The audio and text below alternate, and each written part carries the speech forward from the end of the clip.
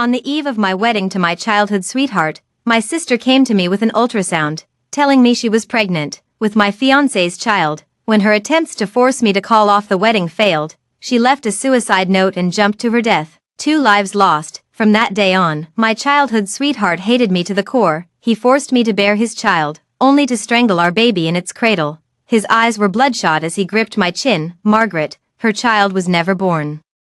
And your child doesn't deserve to live either. I was reborn on the eve of the wedding banquet. Pretending not to see the cunning in my sister's eyes, I smiled faintly. Fine, I'll agree to call off the engagement. Hello, everyone, welcome to my channel. Subscribe us to read wonderful novels every day. Now the story begins. I died from amniotic fluid embolism. When I died, blood soaked through the entire hospital bed. I desperately begged Wade to save me. But he looked at me as if I were an ant, gripping my neck tightly. So what if I got engaged to you first? Phyllis and I truly love each other, yet you insisted on tearing us apart, causing her to die with her unborn child. You vicious woman. What right do you have to marry me or occupy my wife's position? Go underground and find Phyllis to beg for forgiveness and repent. It was clearly them who were having an affair, yet I became the one to bear all the consequences. Phyllis is my father's illegitimate child. Seeing her adrift and helpless, I kindly asked my father to bring her into our home. Little did I know that this momentary act of kindness would ruin my entire life. Phyllis was cunning and deep. After entering our home, she pretended to befriend me while secretly seducing my fiancé behind my back. By the time I found out, she was already pregnant with Wade's child. I'll never forget the triumphant and provocative look in her eyes when she announced her pregnancy. Sister, we're both daughters of the Winston family. What you desire, I desire too. Wade is mine now. She thought that by relying on her pregnancy, she could marry into a wealthy family. But the Terrence family never acknowledged her as their illegitimate daughter and publicly declared me as the only daughter-in-law they would recognize. In no time, Phyllis's affair with her brother-in-law spread throughout City A, making her the laughingstock of the entire city. Phyllis blamed all the mistakes on me. On my wedding day, she jumped from the rooftop of the hotel, dying at the moment Wade loved her the most. It has also made me live my entire life in her shadow. Back then, when the Terrence family's funding chain broke, it was I who brought a dowry of millions to help Wade secure his position as the heir, yet now, I've ended up in such a state. With a desperate laugh, I said, love knows no order of arrival. Wade frowned. Love knows no first come, first served, but a person should have propriety and shame. Wade, back then, I brought a dowry of millions to save your Terrence family from dire straits. Yet you betrayed me by having an affair with my sister-in-law, breaking faith and disregarding morality. I laughed until tears streamed down my face. You want me to repent? Yes, I should repent. I should never have married into your family. And I certainly shouldn't have fought for you in the Terrence family. I'll watch from above as you lose the support of the Winston family and see if you can still hold on to your position as chairman. I'll wait for the day you fall into hell, beyond all redemption. After a final, hoarse outcry, I finally closed my eyes, filled with endless regret. If I could start over, I would never choose to live this kind of life again. Trashy men and cheap women. Get the hell out of here. Margaret, wake up. Your sister is using the baby in her belly to force your whole family to submit, an anxious voice called out. My head was splitting with pain, and when I opened my eyes again, the anxious face before me was none other than my former best friend Susan. I had been reborn to the day before my wedding with Wade. Susan stood up for me indignantly, saying, Phyllis is utterly shameless. If it weren't for you taking pity on her back then, how could she be living the good life she has now? And instead of being grateful, she has the audacity to seduce your fiancé, a mere illegitimate child, yet she dares to dream of marrying into wealth in your place. In my past life, Susan had said these very words to me as well. Now I no longer have the anger from my past life. Phyllis thought that by seducing Wade and getting pregnant, she could replace me and marry into the Terrence family. In her dreams, Wade is a pretty but useless man obsessed with beauty, but the old lady of the Terrence family is not. Could she not see this was a temptress? She immediately rejected my father, saying the daughter-in-law of the Terrence family could only be me. Margaret. Phyllis lost her virtue and her dignity, which is why she wept and pleaded endlessly the night before my wedding. I shook my head with a light laugh, my gaze firm as I said, don't worry, she won't marry into the Terrence family. Phyllis was the one rejected by Grandma Terrence. Even if Phyllis doesn't care about her own dignity, the Winston family still values their reputation. Sure enough, As soon as I went downstairs, I heard the sound of Grandma smashing a teacup. "You disgrace. How dare you come begging after doing such a shameless thing?" At this moment, Phyllis was kneeling on the ground, crying pitifully. "Grandma, you and Grandma Terrence are old friends. Who else can Phyllis turn to besides you? Besides, everyone only says the Winston family and the Terrence family are uniting through marriage. I'm also a daughter of the Winston family. Why can only my sister marry into a prestigious family? Grandma, you shouldn't favor one over the other." My grandmother clenched her teeth in anger at her. "How dare you say that? You seduced your sister's man, and you expect me to celebrate and send you into a wealthy family. If I had known you were such a shameless creature, I never should have agreed to bring you back to the Winston family. Someone, tie her up and take her back to her room. Don't let her out to humiliate us before the wedding tomorrow." I watched coldly as Phyllis was about to be dragged away, my gaze icy. Phyllis suddenly broke free from the maid and rushed at me, cursing venomously. "Margaret, Wade and I are truly in love. Even if you get his hand, you'll never have his heart. I'm already carrying Wade's child. And Wade will bring me into the Terrence family sooner or later. Don't you dare think you can take my place. Don't you dare." Grandma's face turned livid with anger, her pointing hand trembling uncontrollably. At that moment, sudden footsteps echoed from outside. Phyllis caught sight of Wade approaching in her peripheral vision and instantly performed a Sichuan opera-style face change, dropping to her knees before me with tearful pleas.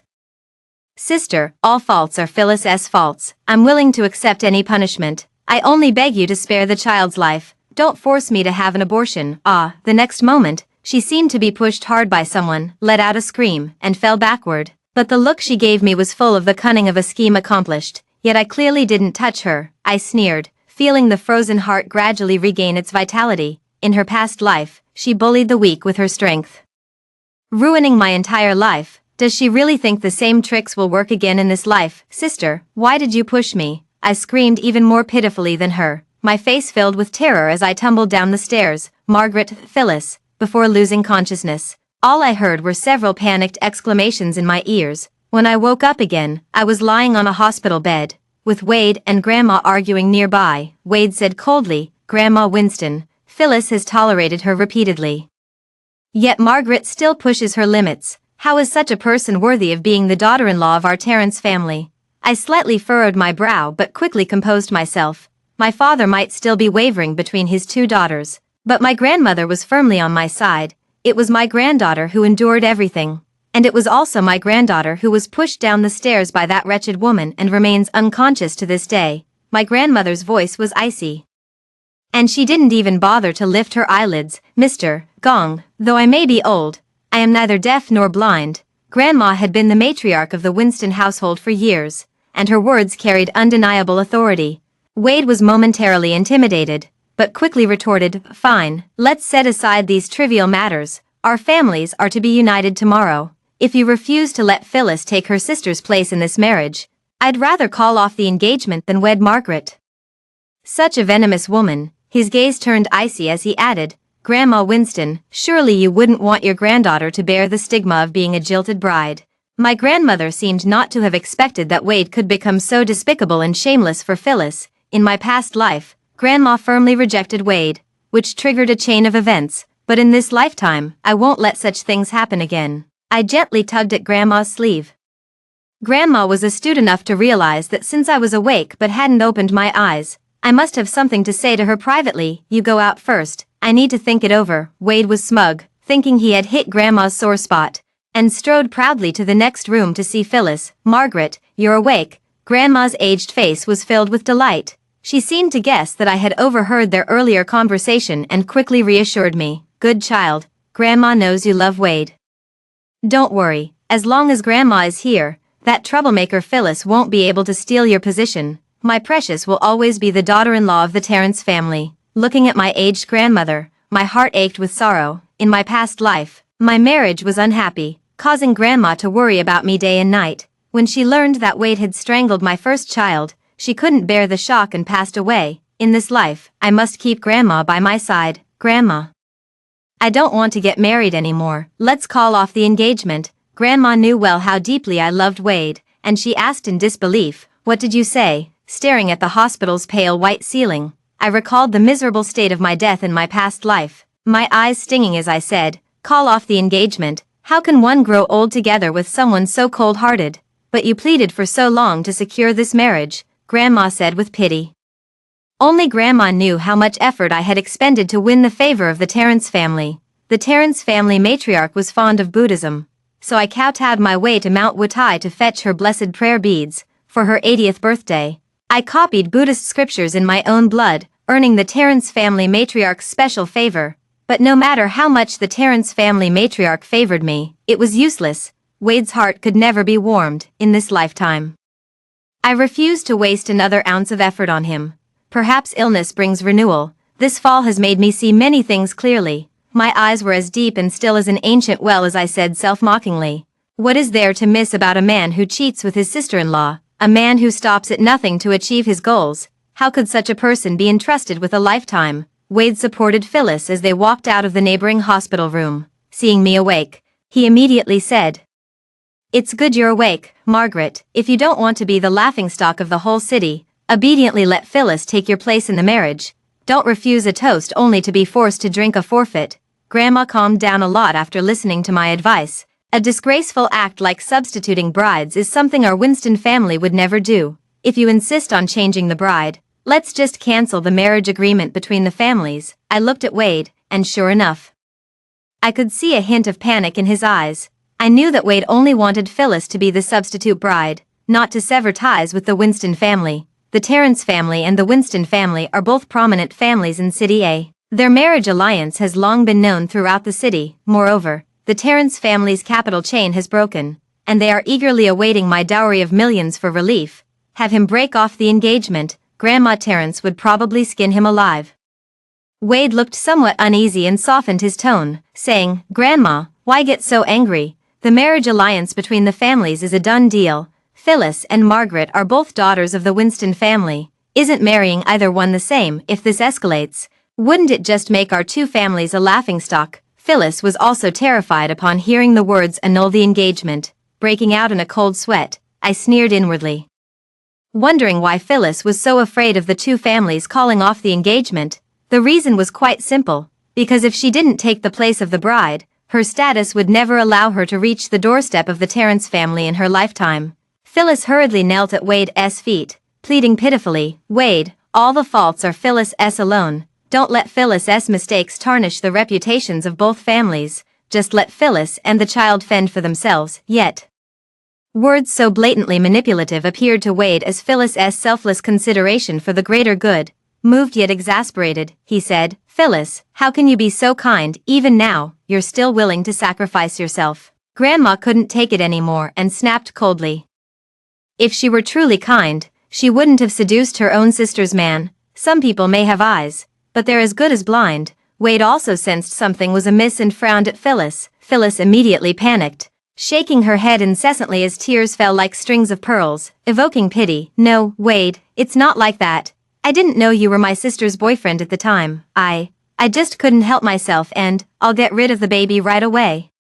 So Wade and my sister won't be troubled." Phyllis made as if to leave. Wade, seeing the beauty in tears, he immediately cast aside his suspicions, holding her hand as if she were a precious jewel. "Silly girl, don't say such things. Who dares to lay a finger on Wade's child?" With that, his gaze turned to me, filled with resentment. "You vicious woman, Phyllis is already like this. Must you drive her to death before you're satisfied?" I laughed in extreme anger. "Drive her to death? Wade, you really know how to turn the tables, don't you? It's clearly you who did something shameless, yet you're trying to pin the blame on me. Moreover, if you and Phyllis are truly in love, why don't you personally go and beg Grandma Terrence? You vowed to Grandma Terrence, willing to give up your status as the eldest son of the Terrence family, just to be with Phyllis. What could Grandma Terrence possibly do to you? In the end, it's just wanting the best of both worlds.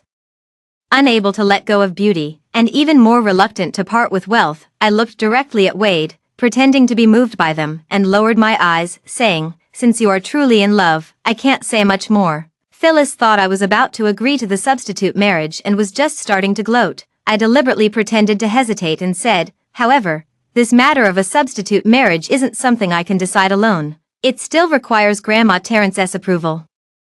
Since you insist on marrying none but her and she insists on marrying none but you, then go back and seek Grandma Terrence's permission. If she agrees to let my sister marry into your family, Our Winston family will have no objections." As soon as I said this, my grandmother immediately became furious. How could we let that wretched Phyllis marry into the Terrence family? But I gave her an almost imperceptible shake of my head, signaling her to stay calm. In my past life, I married into the Terrence family for 5 years and knew Grandma Terrence's personality well.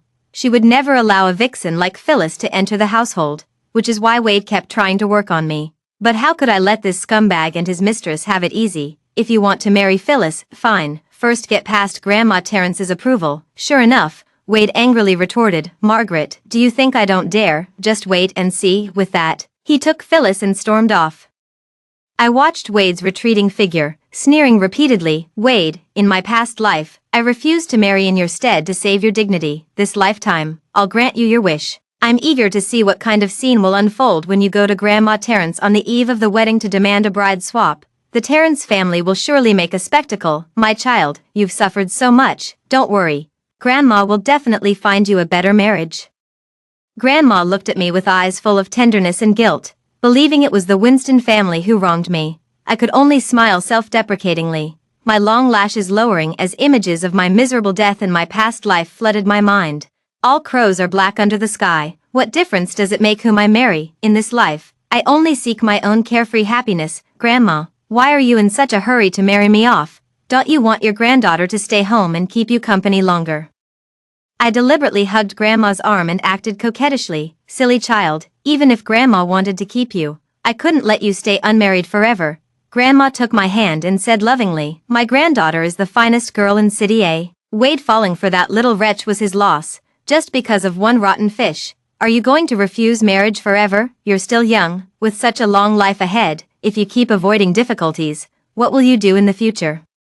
You're good in every way, always putting my mind at ease, except for being too sentimental. Deep affection does not last long, and extreme wisdom brings harm. You must learn to love, but not without reservation. Do you understand? Deep affection does not last long, and extreme wisdom brings harm." Hearing my grandmother's words was like clouds parting to reveal the sun, striking a chord deep within me. In my past life, I pondered for so many years without grasping this truth.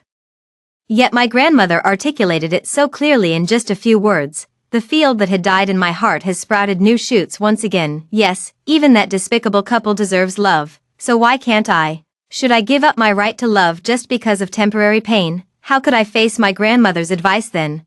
Father had no sons, only me and Phyllis as his 2 daughters. Grandmother raised me like a boy.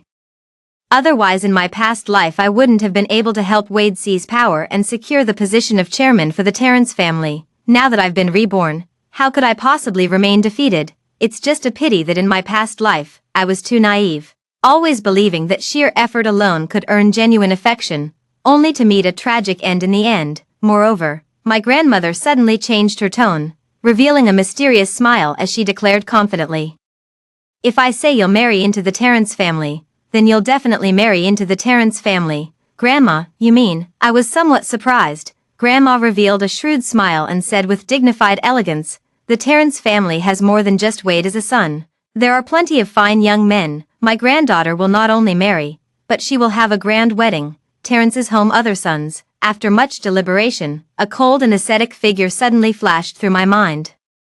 And I exclaimed in shock, "You want me to marry Wade's uncle?" To be honest, there's quite a history between me and this man. In my past life, I was Wade forcibly taken for an abortion out of revenge. Terrence's family also followed the trend, treating me, the young mistress, with increasing coldness until I could barely get a warm meal, yet this proud man delivered hot porridge to me for an entire month, though it was just the kindness of a single meal. That warmth was rare and precious during my 5 years at Terrence's house. It's just a pity that Wade feared his uncle and secretly drugged Virgil, ultimately causing him to become terminally ill. Counting the time, Wade should have just drugged his uncle. "Can I change his fate in this rebirth?" my grandmother said with admiration in her eyes. "Yes, although that child is 7 years older than you. He's a steady and responsible young man." Grandma Terrence hasn't made up her mind yet. The Terrence family's future heir isn't necessarily decided. Grandma patted my hand and said, "Margaret, you must seize this opportunity." Hearing this, my eyes, which had been dim all along, finally lit up with brilliance. The right of inheritance, yes, I almost forgot. At this time, Grandma Terrence hasn't announced the heir yet. in my previous life, Wade secured the position of heir with my support. In this life, let's see how far you can go without my help. The next day, both families simultaneously announced that the Winston family's eldest daughter and the Terrence family's eldest son's wedding was cancelled. Immediately following was an even more shocking announcement. I am engaged to Virgil, originally set to marry Wade. I ended up marrying his uncle instead. Instantly, the entire city A was in an uproar. Wade was no exception, just as I expected. The moment he mentioned marrying Grandma Terrence to Phyllis, the old lady scolded him mercilessly. In the end, it was Grandpa Terrence who stepped in to mediate, saying they should wait until Phyllis gave birth before discussing her joining the family. However, Grandpa Terrence insisted that it had to be a boy for Phyllis to be accepted into the family. Terrence family made it blatantly clear they looked down on Phyllis, yet Phyllis, upon receiving this news, couldn't wait to flaunt it to me as if she'd been granted an imperial decree. Sister, oh sister, you never expected this, did you? In the end, it's me who gets the last laugh. Virgil, that sickly weakling, won't live much longer. Soon, the entire Terrence family will belong to Wade, and then I'll be the mistress of the house. I can't wait to see the day you'll grovel at my feet. Her eyes brimmed with twisted delight. This was also what puzzled me most in my past life. I looked directly at Phyllis and said word by word, Phyllis, I've treated you well. If I hadn't taken pity on her and brought her home back then, Phyllis would still be wandering outside. Later when I took her into my home, I believed I fulfilled my duty as an elder sister and never treated her harshly. Why does Phyllis hate me so much? Treated me well, ha ha ha. Margaret, stop being hypocritical. Phyllis let out a sharp, sinister laugh. Her face twisted with malice as she said, your kindness, taking me home, was nothing but scraps of charity. We are both our father's daughters, sharing the same blood. So why did you grow up in luxury while I was left to wander homeless? Why could you marry into a wealthy family, while I couldn't even step through the gates of the Terrence household? Margaret, you've been perched high for too long. It's time you tasted the bitterness of having nothing, just as I once did. Starting today, I will take everything that belongs to you. Hearing this, I remained silent for a long while, only to find it utterly laughable in the end. My initial goodwill had unwittingly nurtured a wolf in sheep's clothing. I've seen plenty of ungrateful wretches in my time, but you're the first to set such a standard. Fine, consider it my mistake for misjudging you. My sincere devotion fed to the dogs. But the one thing you should never have done is gamble with the entire Winston family just for your own sake. You had an affair with your brother-in-law. Do you have any idea how this will make Grandma and the Winston family look to outsiders? Phyllis burst into laughter as if hearing the most ridiculous joke, tears nearly streaming from her eyes. Grandma, the Winston family, what do they matter? The only thing that matters is my own happiness. Phyllis is utterly selfish, completely ignorant of the principle that a large family thrives or falls together. She only cares about her own pleasure, disregarding the survival of the entire family. Looking at that dark and twisted face, the resentment, despair, and pain from both past and present lives finally made me resolve. I am going to Phyllis take action. I clutched my chest, as if deeply wounded, and said, those who walk different paths cannot work together. You may leave. Phyllis gave a cold snort and turned to leave, seizing the moment before she walked too far. I deliberately said to Susan, has my jade Buddha statue arrived? That statue was something I knelt before the temple for 3 days and nights to obtain, and then had master craftsmen carve it to bear a slight resemblance to Grandma Terrence. The old lady will surely love it. My voice was neither too loud nor too soft, ensuring Phyllis would definitely hear it. Susan was naturally naive. Seeing me mention the gift in front of Phyllis, she quickly covered my mouth. Hey, she hasn't left yet. She was afraid Phyllis would copy my idea. I just smiled faintly. It was so naive. Copying my idea was nothing. Stealing my idea was what Phyllis excelled at. Sure enough, upon hearing my words, Phyllis paused her steps, a sly smirk curling at the corner of her lips as she walked away. See, she definitely heard it. Susan said urgently. I, however, smiled with absolute certainty and said mysteriously, is that so? But I wanted her to hear it. Phyllis believed her looks and intelligence were no less than mine. Unaware that a mere outsider like her could never match the cunning of a young lady from a noble household, if I hadn't trusted her so much in my past life, she wouldn't have had the chance to harm me. Susan, help me fetch the Buddha statue. Seeing Phyllis completely gone, I walked to the table and lit the red candle. I let the red candle melt into wax, dripping into the Buddha statue's mouth and nose, then quickly wiped away the excess wax that overflowed with cotton cloth.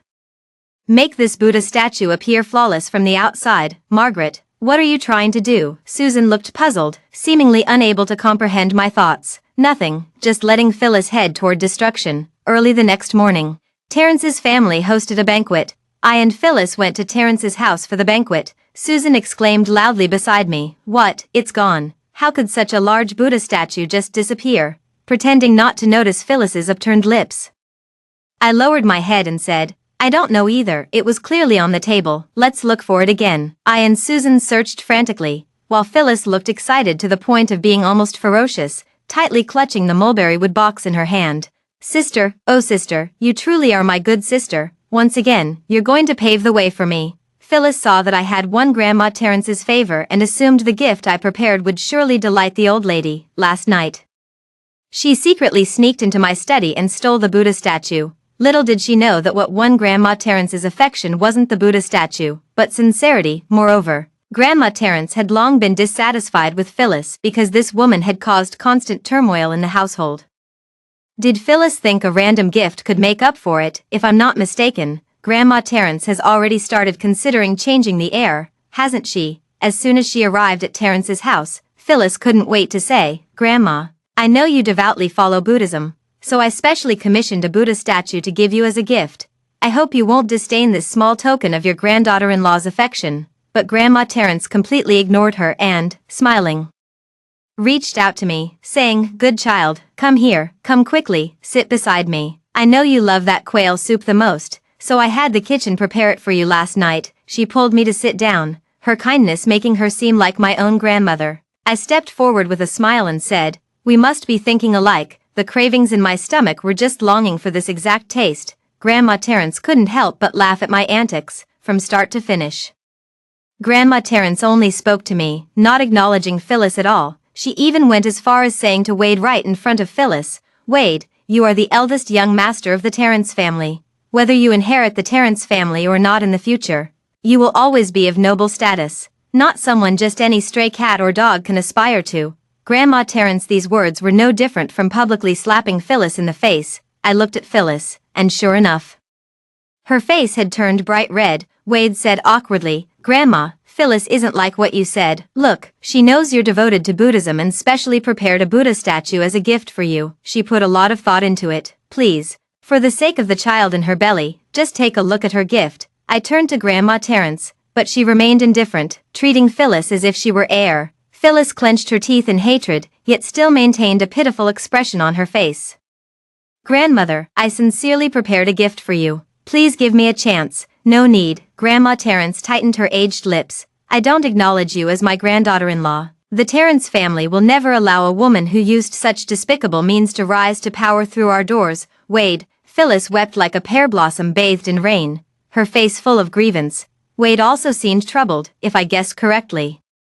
He must have been scolded heavily by Grandma Terrence these past few days, so he didn't dare speak up for Phyllis anymore. I curled my lips, watching the scene unfold with amusement. Phyllis seemed angry but quickly changed tactics, pitifully attempting to emotionally manipulate me. "Sister, didn't you say you've already forgiven me? If you have, please plead for Phyllis. Phyllis just wants to fulfill her filial duty to Grandma. Please grant her this wish." Hearing this, I felt utterly disgusted. "Want to fulfill your filial duties and beg me to help? Are you implying that if I don't help you, I'm preventing you from being filial to Grandma Terrence? You reap what you sow. Phyllis, you did something disgusting yourself, and now you're dragging me into your mess when no one wants anything to do with you. Now that you know I'm your sister, why didn't you think of me as your sister when you climbed into Wade's bed?" As expected, whether in past lives or this one, Phyllis is always so disgusting. But this time, I'm determined to fulfill her wish. Pretending to be magnanimous, I said to Grandma Terrence, "Grandma Terrence, why don't you take a look? Maybe my sister really put her heart into preparing it." Phyllis was somewhat surprised that I pleaded for her so easily, but she had no time to dwell on it and immediately put on a pitiful act. "Yes, Grandma, I went through great effort to obtain this Buddha statue. I knelt outside the temple for 3 days and 3 nights.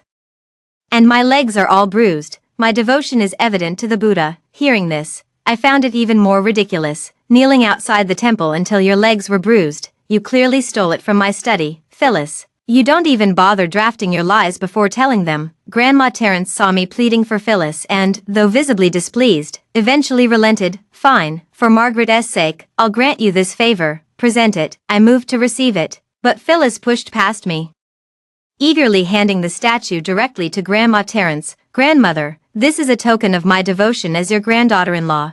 Please accept. Before she could finish her words, Grandma Terence slapped Phyllis hard across the face the moment she saw the Buddha statue in the box, sending her crashing heavily to the ground. Phyllis, you wretched woman, how dare you curse me? Watching Phyllis's panicked expression, I slowly curled my lips into a smile, my eyes glinting with a cold light. The fish has taken the bait, and the show has finally begun. I sat beside Grandma Terence, coldly watching Phyllis, who had fallen to the ground. The gazes of those around were also fixed on that Buddha statue. The statue was carved from Hetian white jade, with a solemn and majestic appearance, exquisitely lifelike. What was even more astonishing was that the face of the Buddha bore a slight resemblance to Grandma Terence. If Phyllis had truly presented such a gift, Grandma Terence would have found it hard not to like it. What infuriated Grandma Terence was that as soon as the box was opened, the Buddha statue began bleeding from all 7 orifices.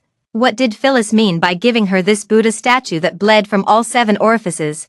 Grandma Terence immediately assumed that Phyllis resented her for not allowing her to join the family and was thus cursing her. I watched this scene with a calm expression, but a surge of vengeful satisfaction welled up inside me. This round is won. Phyllis has no chance left to win Grandma Terence's favor. From the very beginning, I deliberately let Phyllis overhear that I had prepared a Buddha statue, luring her into the trap, and then filled the statue's mouth and nose with red candle wax. Moreover, drawing from my past life's knowledge, I knew Grandma Terence feared the cold, so the indoor temperature would be much higher than outside.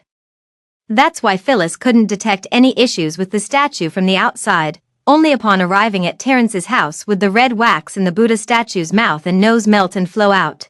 This round tests not only my wits but also my understanding of Grandma Terence and Phyllis. You vile woman, are you deliberately cursing me, knowing I worship Buddha, yet you bring a statue bleeding from all orifices to disgust me? Wade, this is the fine woman you found. For this wretch, you'd even neglect your own grandmother. Grandma Terence now not only despises Phyllis but has also dragged Wade into it. Phyllis shook her head frantically. No, it's not, Grandma.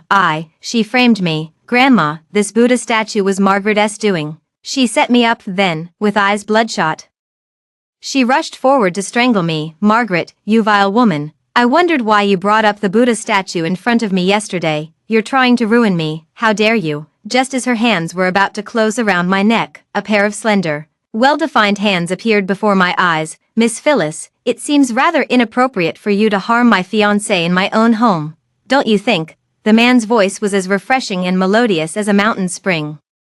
I looked up and saw it was Virgil. To be fair, Virgil possessed exceptionally handsome features. His handsome face, with its well-defined angles, exudes masculine charm in every line, while his starry eyes reveal kindness and warmth. Only because of Wade's slow-acting poison, his lips were slightly pale. Virgil grabbed Phyllis's wrist, smiling on the surface, but his grip was far from gentle, twisting her face in pain. Miss Phyllis, you'd better learn to control your hands and stop hurting people recklessly. With that, he released his grip. Phyllis fell to the ground with a scream. I stared at him in shock as my vision blurred before me. Scenes from past and present lives overlap.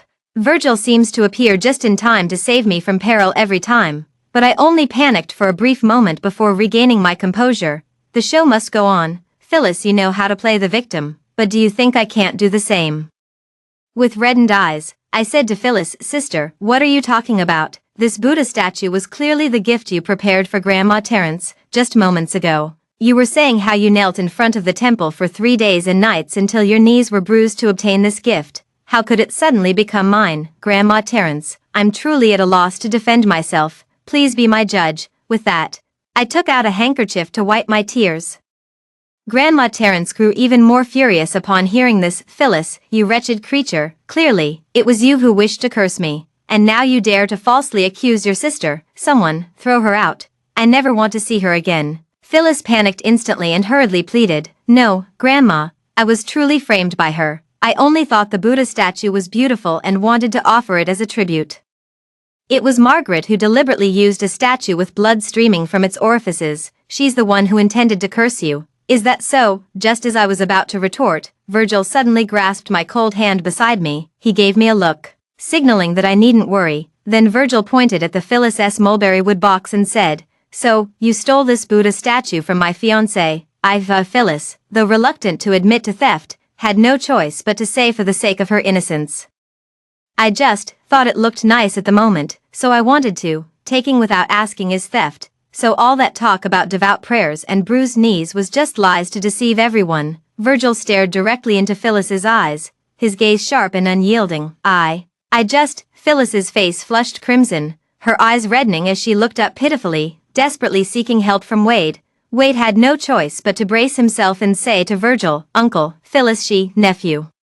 I know you like Phyllis, but one must always have principles and a sense of shame." Virgil interrupted coldly. "I saw Wade get Virgil here, and I couldn't help but applaud Virgil in my heart." "Well said," Virgil continued to say to Phyllis. "Phyllis, you thought you could shift the blame onto Margaret, but you didn't realize you've already exposed the truth." "What?" Phyllis bit her lower lip, the resentment in her eyes barely concealed. "Uncle, you can't just side with Margaret because she's your fiancée. I won't accept this." "You don't accept this? Fine." Virgil pointed at the mulberry wood box and said, "Look at the box in her hand. Margaret is deeply devoted to Buddhist teachings. If she were preparing a Buddha statue, she would definitely use sandalwood for the container. Yet, Phyllis is holding a mulberry wood box. Mulberry wood, also known as soul-summoning wood, is the most disliked in Buddhism. Therefore, this Buddha statue must have been prepared by someone who knows nothing about Buddhist principles." I immediately turned to Grandma Terence and said, "Grandma, all the gifts I've given you in the past were packaged in sandalwood boxes.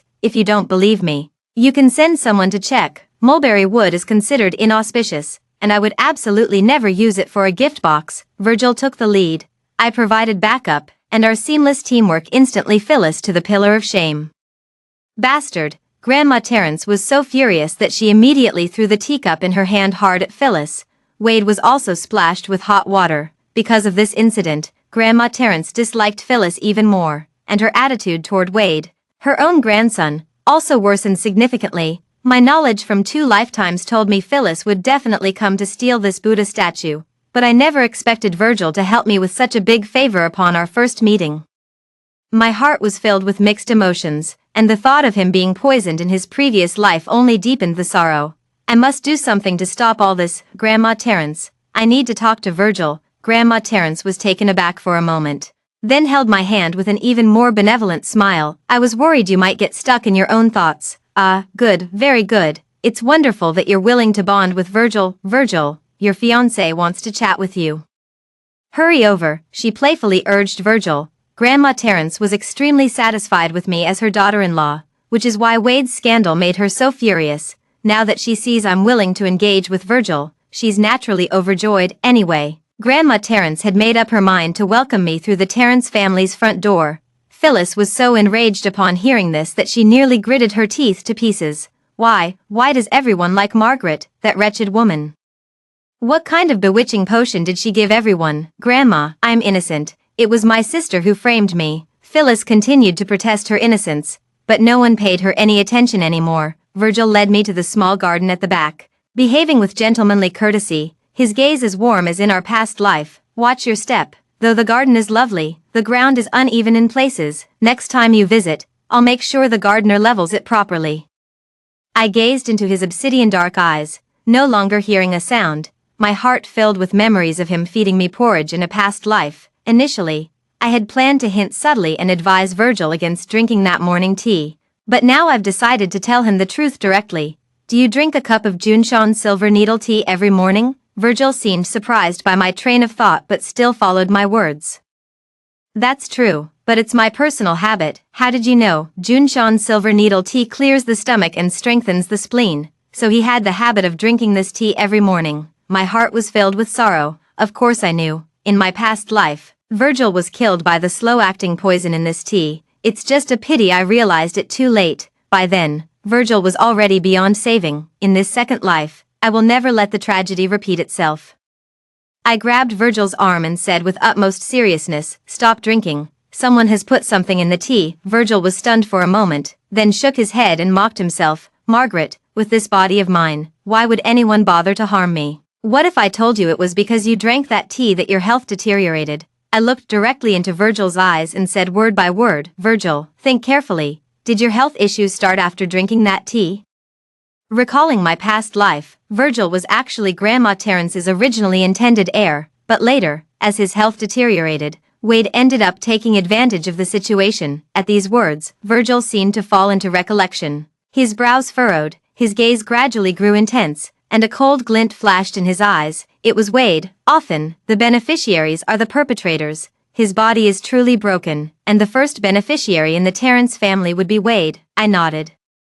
Talking with smart people is always efficient. Thank you for telling me this, otherwise, I wouldn't have noticed my nephew's sinister ambitions. But daring to share this with me on our first meeting, aren't you afraid of overstepping boundaries?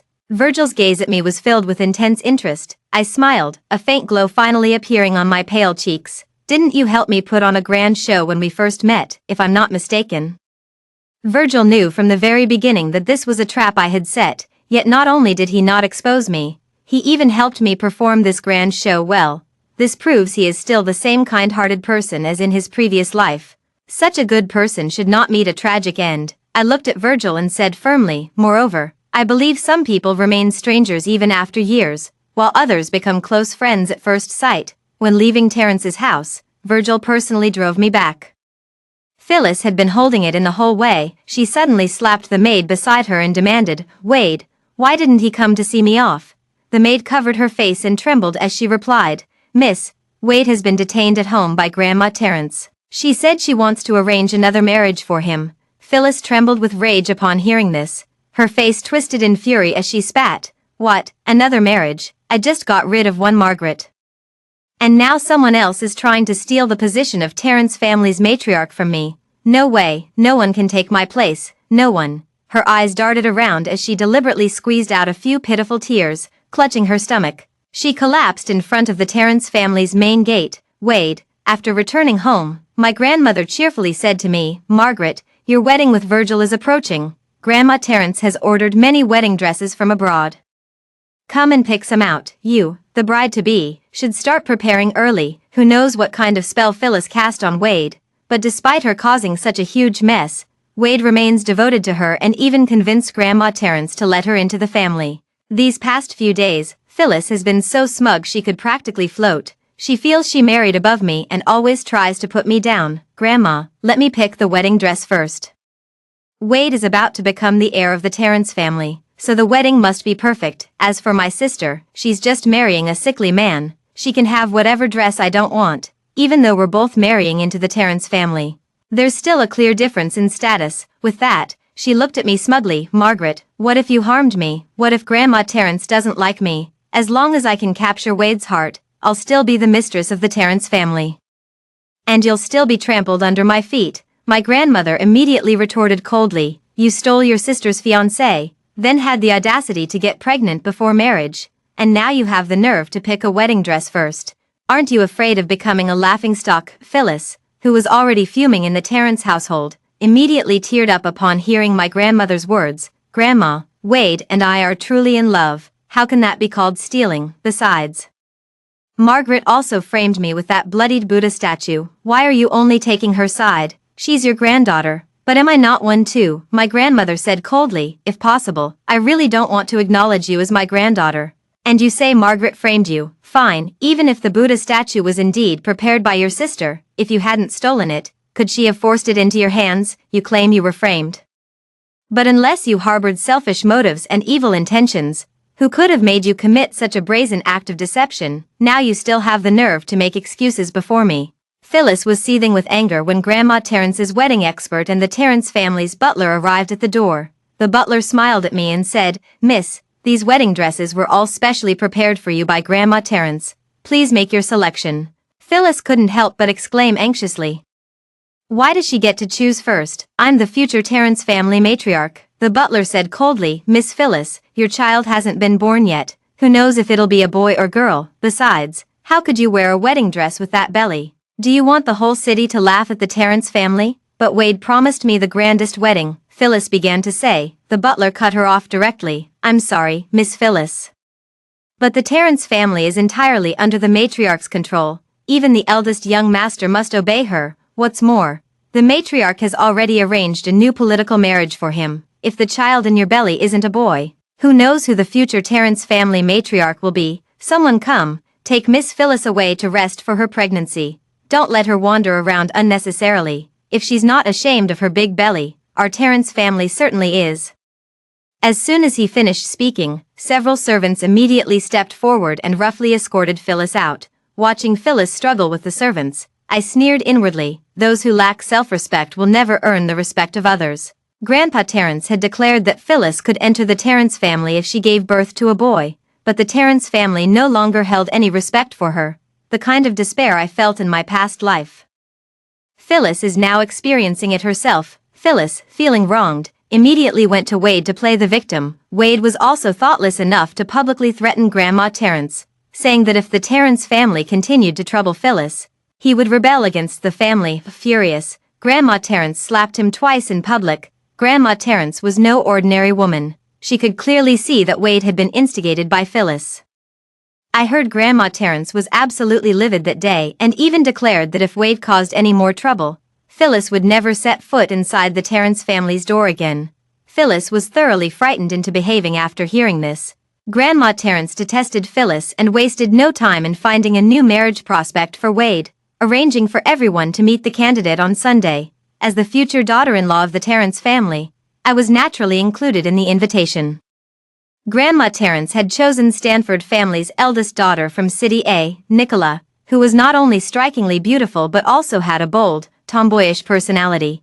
If it weren't for the Stanford family's patriarch being gravely ill and wishing to see E0a married before his passing, Wade would truly be unworthy of E0a. But I had barely sat down when something utterly jaw-dropping happened.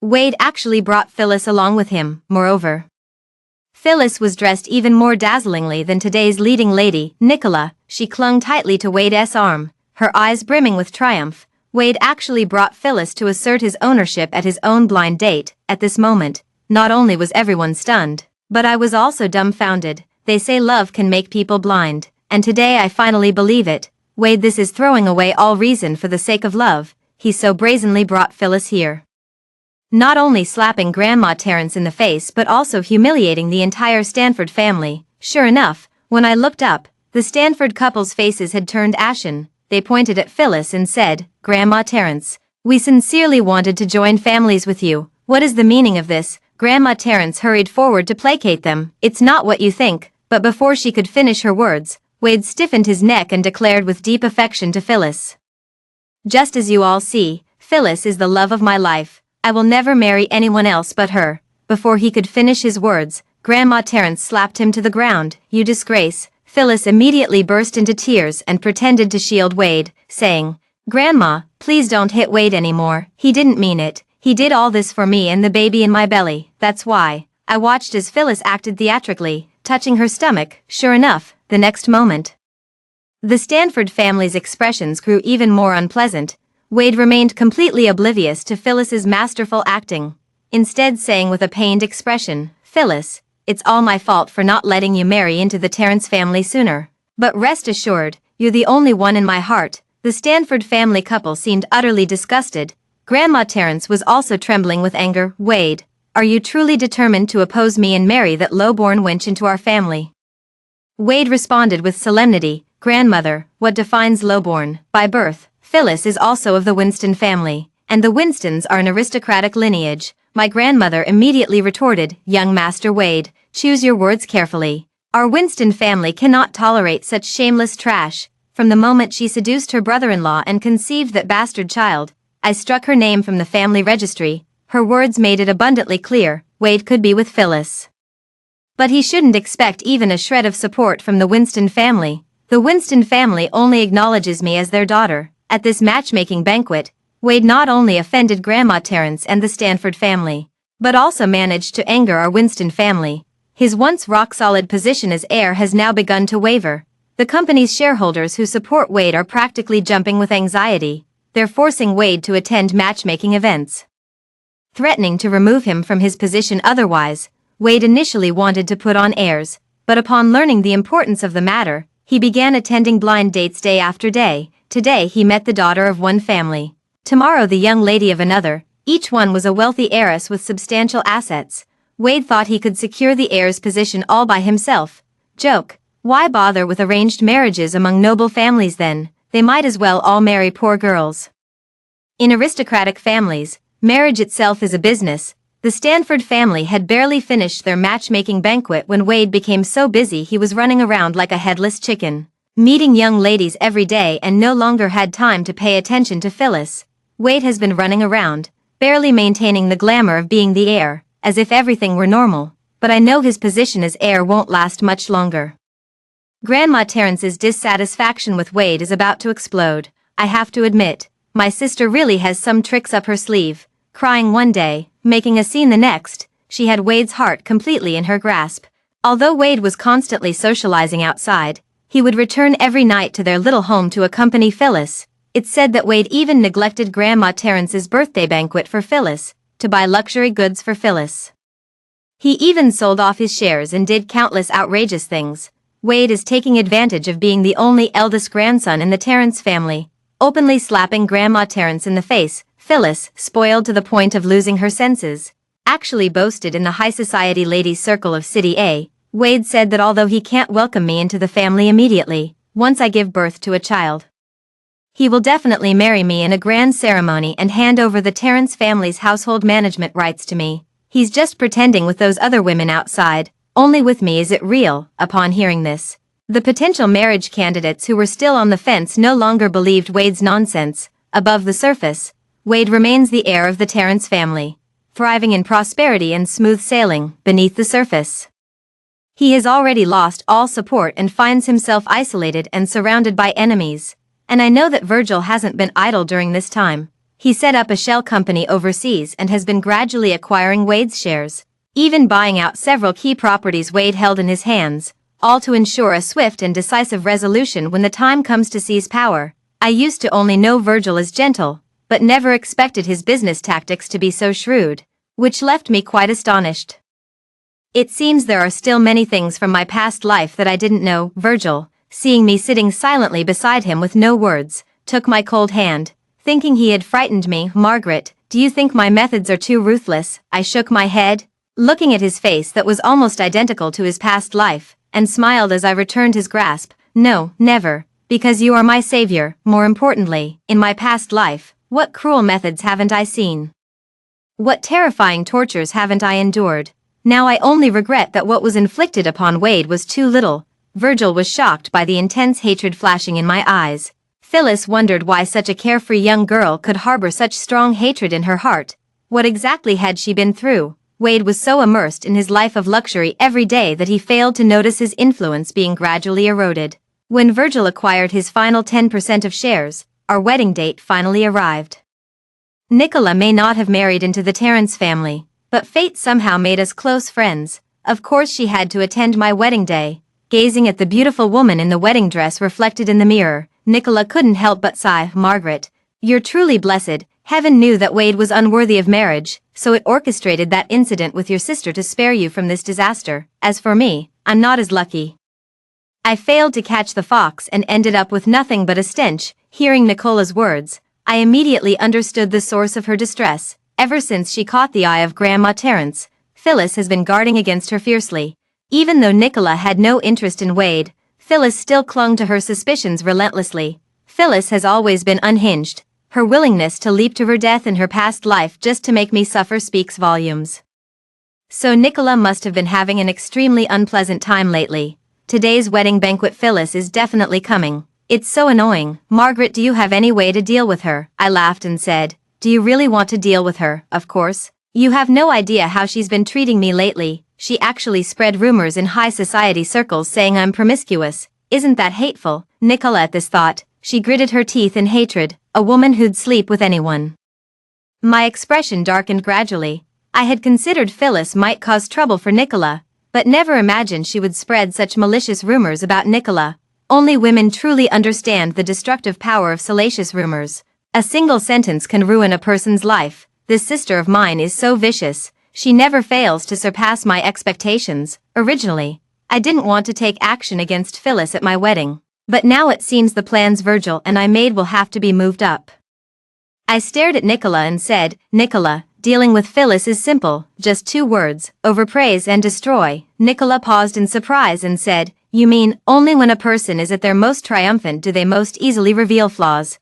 And once flaws are exposed, that person is no longer invincible. Do you understand? I said to her. Nicola caught on immediately, rubbing her hands together eagerly. Got it, got it. Today I'll lift her up to the heavens, at my wedding. Under Nicola's lead, a group of young ladies from noble families showered Phyllis with flattery. Some envied Phyllis for her imminent marriage into a prestigious family. Others claimed Phyllis had men wrapped around her finger. And some even begged Phyllis to teach them the art of controlling their husbands. Nicola even went so far as to propose a toast to Phyllis, seemingly bowing to her for the first time. Phyllis had never received so much attention before. She drank 1 cup after another.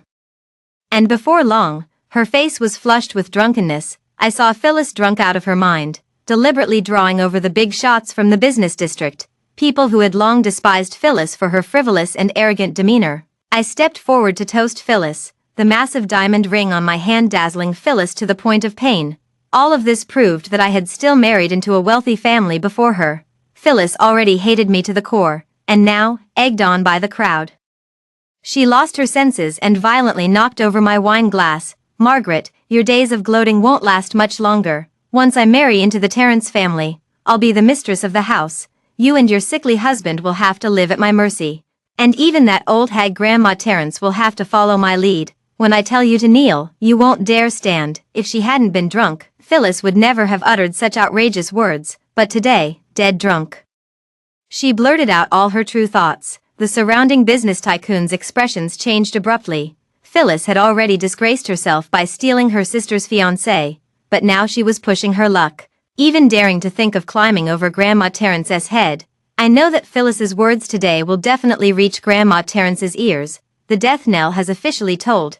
After completing the task, I returned to my room exhausted, knowing that Virgil was still being plied with alcohol, so I decided to take a short nap first. Just as I closed my eyes, the room door was opened. I was startled and was about to turn on the light when I heard a familiar, gentle voice. It's me. Then, a pair of warm hands grasped mine, perhaps due to my constitution. My hands are always as cold as ice. Virgil has recently developed a habit of warming them for me. Why are you back so early? Didn't they want to take you out for drinks?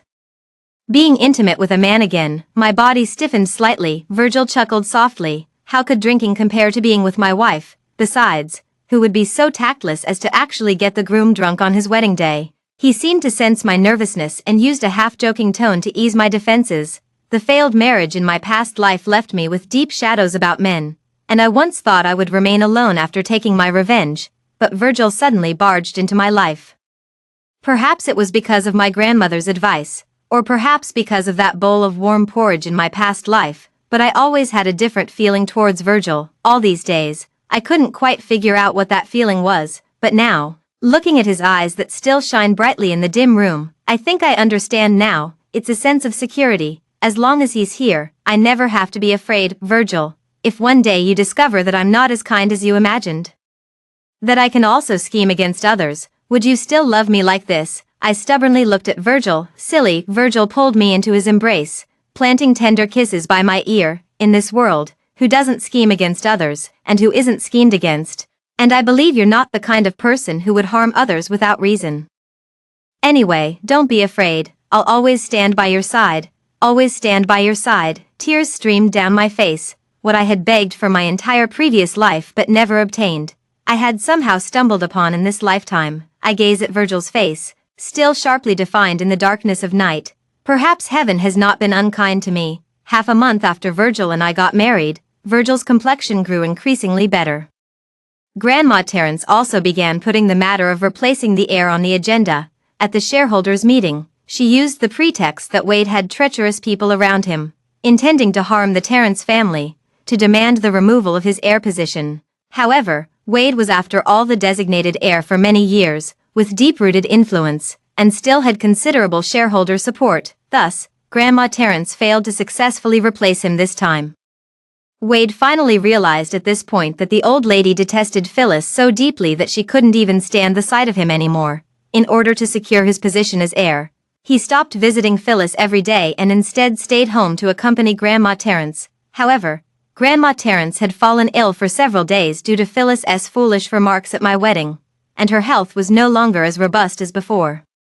The Terrence family's recent cross-border business deal was something she lacked the energy to handle personally, so she entrusted it to Wade, who would have thought Wade hadn't even boarded the plane yet when Phyllis started crying and fussing. Claiming she felt unwell and insisting he return, Wade actually left the important client hanging and rushed back in a panic. The shareholders who supported him were furious and desperately tried to stop him. After all, this deal was the Terrence family's most significant collaboration in recent years, and the Terrence family was counting on it to turn their fortunes around. But Wade ignored all and insisted on going back, even punching and injuring one of his most loyal shareholders. Other shareholders witnessing this scene also felt the peril of mutual destruction. Wade ruined a billion-dollar collaboration with Terrence's family for a woman, and even injured his most loyal supporter. What can a man controlled by a woman possibly achieve? Phyllis not only clamored to see Wade but also threatened to commit suicide unless she met me. I knew immediately that this was a setup, but seeing her in such a desperate state, I still went over. However, to avoid any mishaps, I brought another person along, E0a. I walked into the hospital room while she stood outside recording with her phone. "Did you call me?" I looked at Phyllis lying on the hospital bed, my eyes revealing a mix of wariness and disgust. "Sister, it's been so long since we've talked. Why are you standing so far away? Are you afraid your little sister might harm you?" Phyllis had an extremely pale face, but her eyes were frighteningly dark. "I've long seen through this person. If you have nothing to do, I'm very busy." Phyllis snarled from behind. "Margaret, why are you so lucky? Your background, your looks, even your sickly husband's health has improved. And now you're trying to steal the position of heir to the Terrence family. Let me tell you, don't even think about it." With that, she seemed to make up her mind, stood up abruptly, and slammed herself into the corner of the table. Instantly, Phyllis's hospital gown was drenched in blood, but a twisted smile appeared on her face. "Ha ha ha ha, Phyllis, you're done for. You killed my child. When Wade returns, he'll never let you off the hook, and neither will Grandma Terrence. Let's see how you'll manage to stay in the Terrence family then.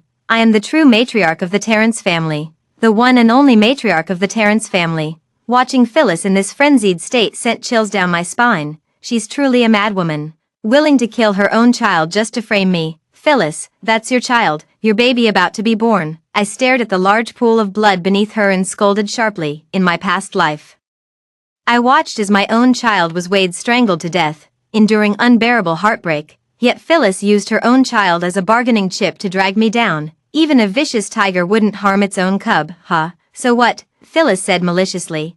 "I might as well tell you, the baby in my belly was never Wade's child. I was already 2 months pregnant before I even got together with him. If this child is born, the truth will surely come out, so I'm taking this opportunity to get rid of you."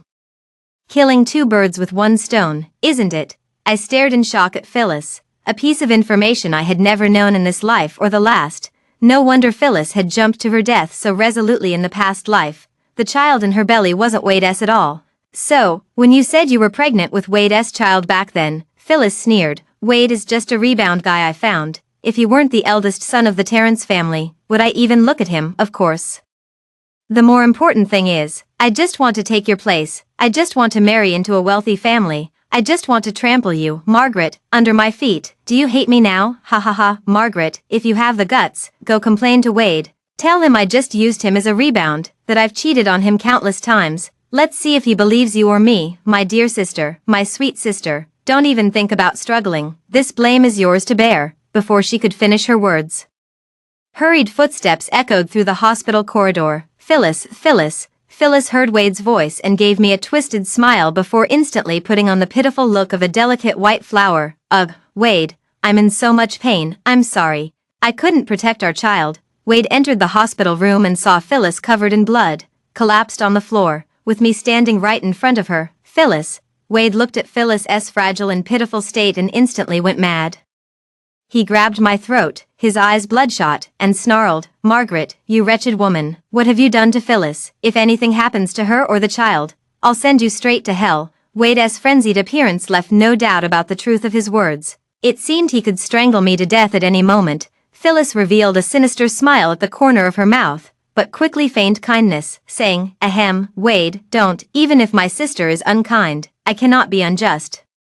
Though she killed my child, she is still my own sister after all, woo-woo, my child, my poor child. Her wailing was heart-wrenching, and her words only poured fuel on the fire. Wade tightened his grip even more, his large hands like iron clamps, leaving me almost unable to breathe. I desperately clutched Wade's hands, suddenly broke free, and slapped him hard across the face. Enough, Wade, you're just a fool being played like a puppet.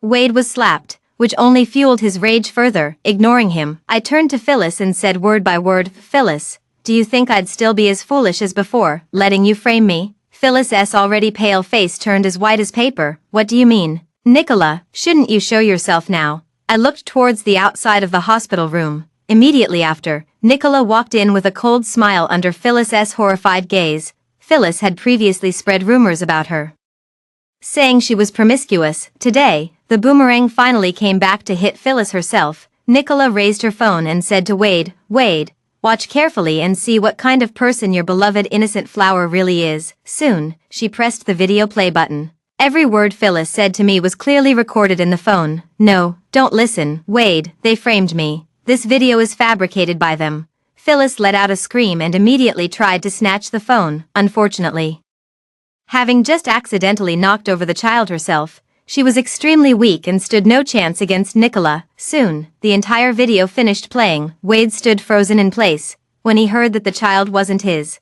Phyllis had just been using him as a backup plan. Wade's eyes turned murderous. The woman he had fought so desperately to marry, the woman for whom he was willing to stand against the whole world, she turned out to be this kind of person, disloyal, deceitful, and utterly shameless. Phyllis shuddered violently, shaking her head in panic. No, it's not like that, Wade, let me explain. It was all my sister's doing. She set me up. The evidence is right here in the video, and you still dare to lie to me. Wade roared in fury, betrayed and deceived. His rage erupted as he suddenly slapped Phyllis hard across the face. He put all his strength into that slap, sending Phyllis flying several meters away. Phyllis's face instantly bore 5 red, swollen palm marks, and several of her teeth were knocked out. But misfortunes never come singly. As another piece of bad news soon reached Wade, it turned out that Grandma Terrence had learned Wade ruined Terrence family's $100 million deal for Phyllis, and directly called to revoke his heir status. At this moment,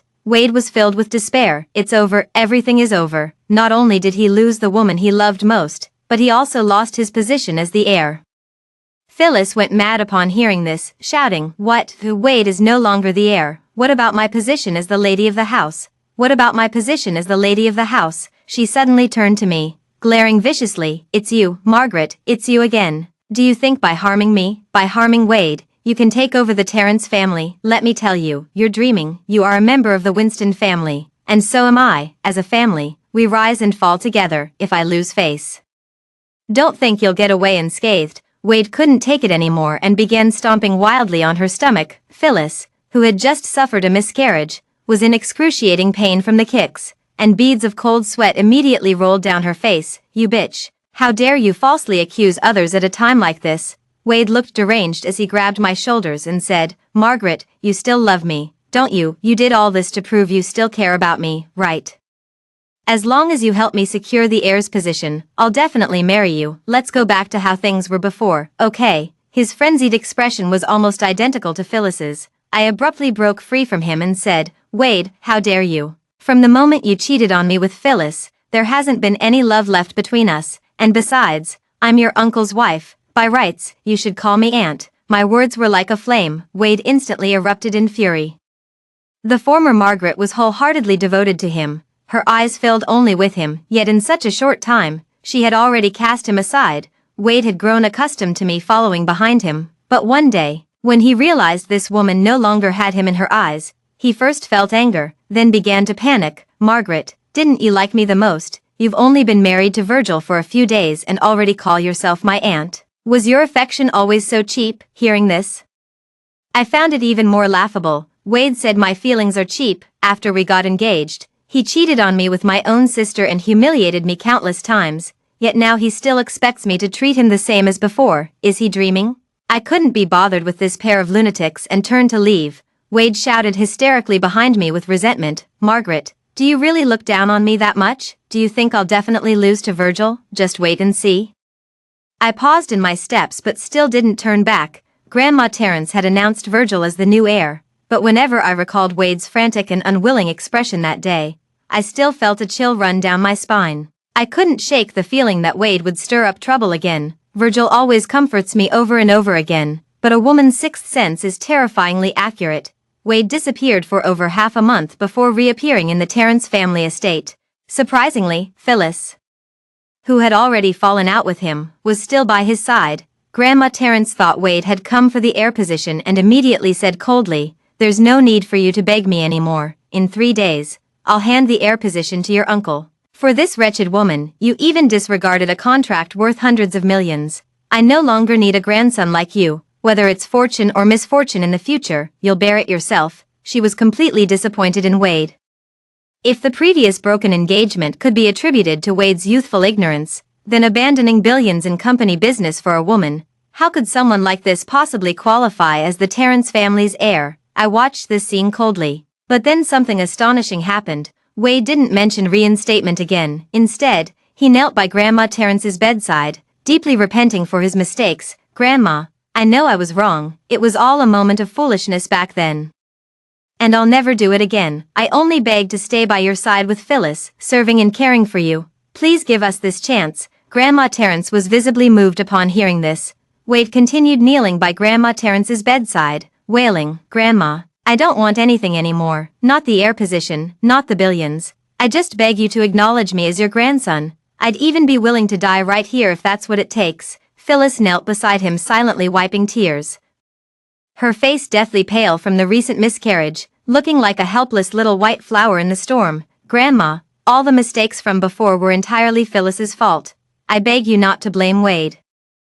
I've lost my child, please, considering the lesson I've already learned, let us stay." Phyllis wept pitifully, her tears like pear blossoms glistening with rain, evoking sympathy. I furrowed my brows, my gaze sweeping over the two of them. As the ominous feeling in my heart grew stronger, Wade knew full well that Phyllis's child wasn't his, so why was he still willing to bring Phyllis into the Terrence family? Could his feelings for Phyllis be so deep that he'd willingly wear her infidelity like a green hat?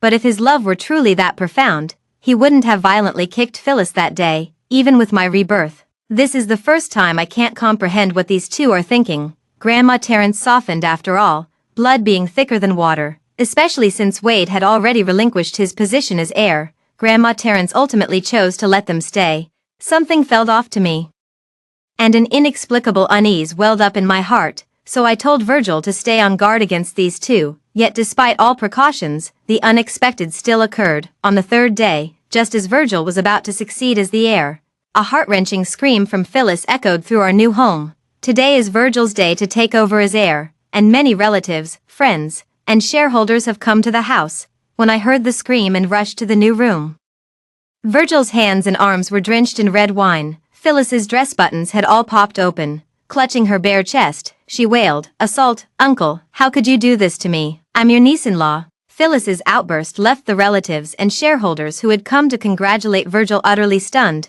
The sight before me made my blood run cold. The scene in front of me brought back memories of my past life. Back then, Wade and Phyllis had also appeared stark naked in our new home like this, but I only panicked for a moment before quickly regaining my composure. My husband is Virgil, not that despicable and shameless Wade. I should also have confidence that he wouldn't do anything to betray me. Recalling the unusual behavior of Wade and Phyllis these past few days, this must be a trap they set up.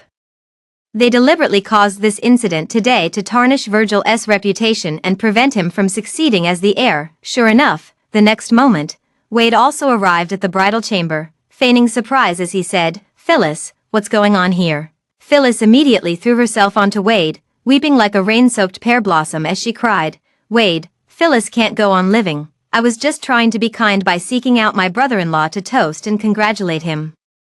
But who knew he would attempt to take advantage of me? If you hadn't arrived in time, I would have been violated by him." With that, she paid no heed to her nearly naked body and buried her head in her hands, sobbing uncontrollably. At this moment, I finally pieced together Phyllis and Wade's entire scheme. I couldn't help but narrow my eyes. No wonder Wade and Phyllis insisted on staying at Terrence's house. They had been planning for this very day all along. Wade roared in fury, "Uncle, how could you do this to Phyllis? She's my fiancée. How could you commit such an immoral act?" Phyllis wailed in grief. Virgil, you lecherous monster who even preys on your nephew's bride-to-be. What right do you have to be the heir of the Terrence family?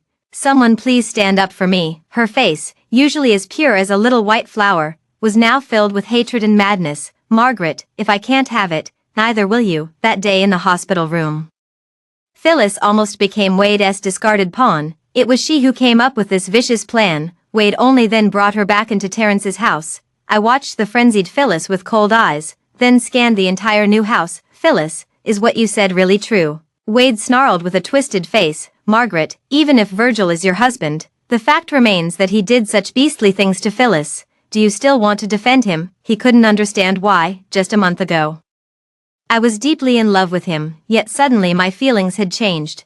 I let out a cold laugh. Of course he wouldn't understand the depth of the enmity between us. How many of my innocent children had died by his hand? Phyllis let out a maddened wail. Grandma Terrence was quickly brought over, frowning as she said, "What are you arguing about on such a joyous day?" Phyllis saw her as if spotting a savior and immediately rushed over. "Grandma, Virgil tried to rape me. Please stand up for me, or I'll dash my brains out against the walls of your Terrence family." Grandma Terrence felt her vision darken. Looking at Virgil in disbelief, she knew this child well. He was absolutely not the type to be ruled by his baser instincts.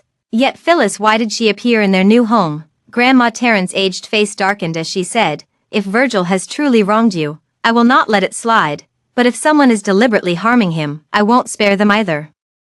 Her imposing aura was overwhelming. Phyllis flinched but quickly mustered her courage and said, "Grandma, go ahead and investigate. After all, the pure remain pure, and the filthy stay filthy." With that, she glared at me fiercely, her eyes brimming with overwhelming resentment that seemed on the verge of spilling out. I couldn't be bothered to pay her any attention and walked over to Virgil, whispering, no matter how much we tried to guard against it, we still couldn't prevent them from succeeding. Virgil gave a bitter smile. I was too careless and fell right into their trap. I shook my head. How could it be Virgil's carelessness? It was clearly Wade and Phyllis who were shameless enough to frame Virgil in such a despicable way. At that moment, I made up my mind. I couldn't let them continue stirring up trouble in Terrence's house.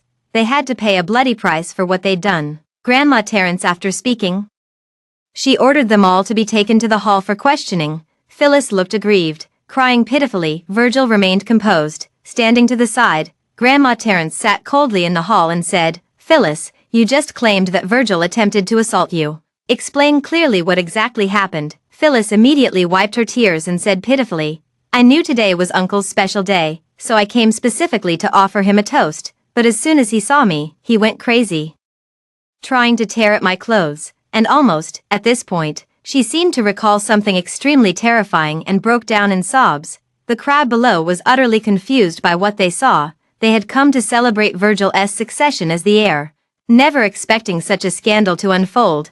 Could it be Virgil was truly overcome by lust and intended to take advantage of Phyllis, this little beauty? Grandma Terrence turned to Virgil and said, "Virgil, what do you have to say for yourself?" Virgil replied, "Madam, I never pulled at her clothes, nor did I take any liberties with her." Wade snarled furiously, "That's bullshit. If you didn't pull her clothes, how did they come off? If you didn't take advantage of Phyllis, did she throw herself at you? Clearly, you were captivated by Phyllis's beauty and couldn't keep your hands to yourself." I almost wanted to laugh coldly. "So you're attracted to Phyllis's beauty, Wade? Wade, do you really think everyone is as brainless as you?" Virgil also spoke bluntly. "Many uncles here know what kind of person I am. Though not perfect, I am known for my integrity. Over all these years, has anyone ever seen me involved in any scandal? Why would I suddenly assault my sister-in-law on such an important day? Others might do such things, but I, Virgil, would never." Hearing this, I could hardly resist cheering for Virgil. Isn't the one who assaulted his sister-in-law none other than Wade? Sure enough, Virgil's words immediately drew everyone's gaze toward Wade. Wade reacted as if his tail had been stepped on, angrily retorting, "Virgil, stop beating around the bush here, one thing at a time. The fact that you took liberties with my wife is already set in stone. If you know what's good for you, admit it now." I chimed in to twist the knife. "Admit it? Why should he confess to something he didn't do? Wade, the old lady hasn't even finished investigating this matter, yet you're so eager to pin the blame on your uncle. What kind of logic is that? Or are you just dying for Virgil to have made advances on your wife?" As soon as I said these words, Wade broke out in a cold sweat. He had acted too hastily, he quickly added. I was just momentarily outraged. And the facts are already laid out before everyone. Virgil may have been a gentleman in the past, but that doesn't mean he is now. Who knows, he might be a wolf in sheep's clothing, just hiding it well all this time. Wade had always fallen short of his uncle in every way since childhood.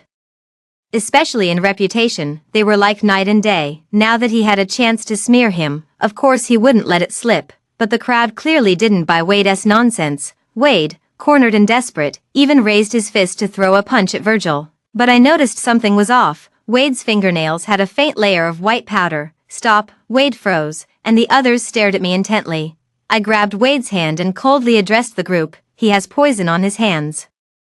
As soon as I said this, Wade frantically shook me off and panicked, saying, Margaret, don't talk nonsense. At this moment, he was covered in cold sweat, desperately trying to wipe off the white powder on his hands. But how could I give him that chance? Grandma, where is the family doctor? Grandma Terrence frowned but immediately sent for a doctor. I said to the doctor, go see what good stuff the young master has hidden under his fingernails, and show it to everyone. The doctor carefully scraped off some powder, then pinched it between his fingers and sniffed it beneath his nose. His face instantly turned extremely grim. It's cyanide, cyanide. My gaze gradually turned icy. Cyanide is highly toxic. Wade, do you have anything else to say? Wade's expression changed abruptly. Beads of cold sweat covered his forehead as he threw himself before Grandma Terrence, feigning innocence. Grandma, I don't know what this is. It must have gotten there by accident. I retorted coldly, by accident. Cyanide is a deadly poison. How could you just casually come into contact with it? Do you think we're all fools to be played by you? If Virgil got punched, scraped his skin, and was poisoned, Wade would surely claim in the future that he committed suicide out of guilt. Grandma Terrence also turned a cold face toward Wade, saying, Wade, you truly are my good grandson. How could you attempt to poison your own uncle? Wade immediately knelt down, feigning pitifulness. Grandma, no. I really don't know where I came into contact with this stuff. It was an honest mistake. How can you prove I meant to harm anyone? Moreover, Phyllis is my daughter-in-law. Would I use my own daughter-in-law's virtue to falsely accuse him? Phyllis immediately played along, squeezing out 2 tears. That's right, Grandma. As a pure and innocent young woman, why would I use my own reputation to falsely accuse someone? Sister, uncle. Are you trying to drive me to my death? I sneered. Pure and innocent. Someone who climbs into her own brother-in-law's bed dares to call herself pure and innocent. Then there are no impure people left in this world. Phyllis flushed with anger upon hearing my words. Margaret, what do you mean by that? Wade and I are deeply in love. How does that make me impure? If you can't provide evidence, just wait for me to sue you in court. At worst, we'll all go down together, stimulated by me. She finally couldn't help but reveal her crazy side. I just chuckled lightly. You want evidence? Fine, I'll show you. Phyllis's face, already pale from her recent miscarriage, turned even whiter in an instant as she looked at me warily and said, Margaret, don't you dare frame me. I'm innocent. I look at my increasingly ferocious sister and can't help but mock myself. Bringing her home back then was truly the worst decision of my life, but fortunately, heaven has given me a chance to start over. Everything is finally coming to an end. With a long sigh, I say to Grandma Terrence, Grandma, I need a basin of clean water. Wade watched me warily, trying to stop me, but Grandma Terrence waved her hand, and immediately a servant brought a basin of clean water. I took Virgil's left hand, stained with red wine, and immersed it completely in the basin of clear water. The red wine dispersed in the basin, turning the clear water a faint shade of red. I looked at Phyllis and said, Do you dare take a sip? Phyllis turned pale and refused angrily. You want me to drink his hand-washing water? How disgusting. I won't drink it. I scanned the crowd and declared, Everyone, I've already proven Virgil's innocence. At this moment, the crowd was still confused, until a highly respected shareholder stepped forward. Miss Margaret, what do you mean by that? Can a basin of water really prove Virgil's innocence? I nodded, my eyes filled with wisdom. Yes, this basin of water is enough to prove it. Do you all remember that just now, Virgil and Phyllis both said she came to propose a toast, but when we arrived, Virgil wasn't drinking. Instead, there was wine on his arm and palm. What does this mean? Clearly, he broke free from that glass of wine. Although the wine has almost dried up, fortunately, putting it in water can still dilute some of it. Please, doctor, take another look for us and see what's in this wine. As soon as I said this, the family doctor immediately stepped forward and dipped his hand into the basin. He first sniffed it, then licked the water on his hand. Suddenly, the family doctor's eyes became dazed. And his breathing grew rapid. I immediately splashed the tea beside me onto his head. Only then did the family doctor snap out of it. He panicked and said, "It's an aphrodisiac. Someone has laced this water with a strong dose of aphrodisiac." Wade shuddered violently, then said guiltily, "You're talking nonsense. Why would my wife do such a thing?" Phyllis also turned deathly pale, her face drained of all color. "Sister, you can't save your husband by slandering me like this. I'm the victim here." I sneered coldly. "If I'm not mistaken, you laced this wine with so much aphrodisiac precisely to irrefutably frame Virgil for assaulting you, didn't you? Otherwise, given the sheer difference in your physiques, if Virgil truly wanted to force himself on you, would he even need aphrodisiacs? He could simply cover your mouth. Do you honestly believe you'd make a single sound? Do you think he'd let you scream loud enough for all of us to come running?" My words were like a final death knell. Phyllis completely broke down. The surrounding crowd suddenly understood everything. Indeed, Virgil is nearly 6 feet 3 inches tall. If he really wanted to overpower a frail woman, wouldn't it be effortless? I stared directly at Phyllis and Virgil, enunciating each word. "The two of you have been scheming from the very beginning. First, you begged Grandma to let you stay at Terrence's house, then deliberately chose the day Virgil was to take over to act. All to make the shareholders and relatives witness Virgil's true nature and prevent him from smoothly assuming the heir's position. This way, Wade would still have a chance to reclaim the throne." Wade, Phyllis, am I right? Both of them wore expressions of utter shock, their scalps tingling as if they'd seen a ghost while looking at me. Phyllis ground her teeth with an audible creak. "Margaret, why must you always stand in my way? Why?" At this moment, she could no longer maintain her innocent facade, her face twisting into a visage of pure ferocity. "What was rightfully mine, the position of the Winston family's eldest daughter, was stolen by you, and now, what should have been my position as the matriarch of the Terrence family is also being taken away by you. No matter what I do, you always overshadow me. Why don't you just die? Why won't you die?" Phyllis screamed with heart-wrenching fury, pouring out years of hatred she had harbored against me. Hearing this, I could only feel a deep sense of irony. The Winston family eldest daughter position should have been hers. Has she forgotten that if I hadn't kindly taken her home back then, she wouldn't even have qualified for the title of Winston family second daughter, and the Terrence family matriarch position? She only had a chance to be remotely involved because she stole my fiancé. Yet she actually believes these things should have rightfully belonged to her. My heart was filled with both anger and desolation. The heart of an ungrateful wretch can never be warmed. But I failed to notice Phyllis's expression, which had shifted from ferocious to utterly deranged. "Margaret, today I will perish together with you." Her eyes were bloodshot as she lunged at me like a madwoman. "Margaret, watch out." Virgil widened his eyes and immediately threw himself in front of me, forcefully pushing Phyllis away. It was the first time I'd seen Virgil look so tense, leaving me both astonished and deeply touched, but I didn't notice Wade was giving an extremely venomous look at that moment. "Virgil, Margaret, go die together." He actually pulled out a pistol from his chest and fired 2 shots at us abruptly. Phyllis was solely focused on strangling me and didn't see Wade with the gun at all. She reached for my neck with a ferocious expression, impartial and unbiased. It blocked right in front of me. Immediately after, she let out a scream, pierced through the heart by a bullet. Who would have thought that the woman Wade deeply loved in his past life would end up dying by his own hand? Truly, what goes around comes around. Without a second thought, in that split second, I forcefully pushed Virgil away, taking the remaining bullet for him. Virgil's face instantly drained of color as he let out a heart-wrenching cry. "Margaret, Margaret." I touched his pale face and smiled with relief. "Don't be afraid, I've already died once before. In this life, the vengeance I sought has been fulfilled, and those I needed to protect are safe. That's enough." My vision began to darken as I watched Phyllis's lifeless, unblinking eyes, and saw Wade being handcuffed and taken away by the police. Justice is served, and retribution is inevitable. My vengeance is finally complete. Phyllis is dead, and Wade, that scumbag, will never recover from this in his lifetime. Virgil immediately carried me to the best hospital for treatment. Fortunately, the bullet didn't hit any vital organs, and after 2 months, I miraculously woke up. Later, under the court's investigation, Wade's years of dirty deeds were all uncovered, including his poisoning of Virgil. Wade was ultimately sentenced to death. That day, I made a special trip to witness the execution, hearing the gunshot echo through the reed marshes.